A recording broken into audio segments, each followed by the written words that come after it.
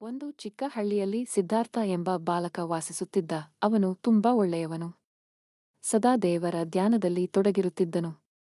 ಅವನಿಗೆ ಶಾಲೆಗೆ ಹೋಗುವುದಕ್ಕಿಂತ ದೇವಸ್ಥಾನದಲ್ಲಿ ಕುಳಿತುಕೊಳ್ಳುವುದೇ ಹೆಚ್ಚು ಇಷ್ಟ. ಒಂದು ದಿನ ಸಿದ್ಧಾರ್ಥನ ಗುರುಗಳು ಅವನ ಬಳಿ ಬಂದು, ಸಿದ್ಧಾರ್ಥ, ನೀನು ಸದಾ ದೇವರ ಧ್ಯಾನದಲ್ಲಿ ತೊಡಗಿರುತ್ತೀಯಾ? ಅದು ಒಳ್ಳೆಯದು. ಆದರೆ ಕಾಯಕವೂ ಅಷ್ಟೇ ಮುಖ್ಯ. ಕಾಯಕವೇ ಕೈಲಾಸ ಎಂದು ಹೇಳಿದರು. ಸಿದ್ಧಾರ್ಥನಿಗೆ ಗುರುಗಳ ಮಾತು ಅರ್ಥವಾಗಲಿಲ್ಲ. ಅವನು, ಗುರುಗಳೇ, ಕಾಯಕ ಹೇಗೆ ಕೈಲಾಸವಾಗುತ್ತದೆ ಎಂದು ಕೇಳಿದನು. ಗುರುಗಳು ನಗುತ್ತಾ, ನೋಡು ಸಿದ್ಧಾರ್ಥ, ನೀನು ಹಸಿದವರಿಗೆ ಅನ್ನ ನೀಡಿದರೆ ಅದು ದೇವರ ಸೇವೆ. ನೀನು ಬಡವರಿಗೆ ಸಹಾಯ ಮಾಡಿದರೆ ಅದು ದೇವರ ಸೇವೆ. ನೀನು ನಿನ್ನ ಕೆಲಸವನ್ನು ಶ್ರದ್ಧೆಯಿಂದ ಮಾಡಿದರೆ ಅದು ದೇವರ ಸೇವೆ. ಹೀಗೆ ಪ್ರತಿಯೊಂದು ಕೆಲಸವೂ ದೇವರ ಸೇವೆಯೇ.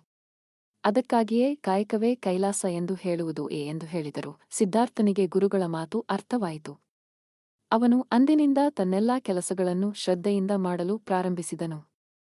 ಅವನು ಶಾಲೆಯಲ್ಲಿ ಚೆನ್ನಾಗಿ ಓದಿದನು, ಮನೆಯಲ್ಲಿ ತಂದೆ ತಾಯಿಗೆ ಸಹಾಯ ಮಾಡಿದನು ಮತ್ತು ಹಳ್ಳಿಯ ಜನರಿಗೆ ಸಹಾಯ ಮಾಡಿದನು. ಒಂದು ದಿನ ಹಳ್ಳಿಯಲ್ಲಿ ಬರಗಾಲ ಬಂದಿತು.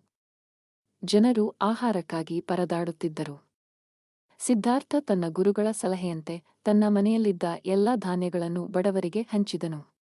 ಅವನು ಹಳ್ಳಿಯ ಇತರ ಜನರ ಸಹಾಯದಿಂದ ಬಾವಿಗಳನ್ನು ತೋಡಿದನು ಮತ್ತು ಕೃಷಿ ಮಾಡಲು ಜನರಿಗೆ ಸಹಾಯ ಮಾಡಿದನು.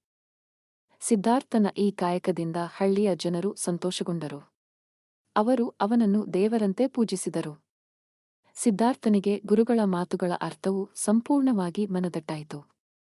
ಕಾಯಕದಲ್ಲಿಯೇ ದೇವರು ನೆಲೆಸಿರುತ್ತಾನೆ ಎಂದು ಅವನು ಅರಿತುಕೊಂಡನು. ಕಾಯಕವೇ ಕೈಲಾಸ ಎಂಬುದು ಕೇವಲ ಮಾತಲ್ಲ, ಅದು ಒಂದು ಅನುಭವ. ನಾವು ನಮ್ಮ ಕೆಲಸವನ್ನು ಶ್ರದ್ಧೆಯಿಂದ ಮಾಡಿದರೆ ಅದರಲ್ಲಿಯೇ ದೇವರನ್ನು ಕಾಣಬಹುದು.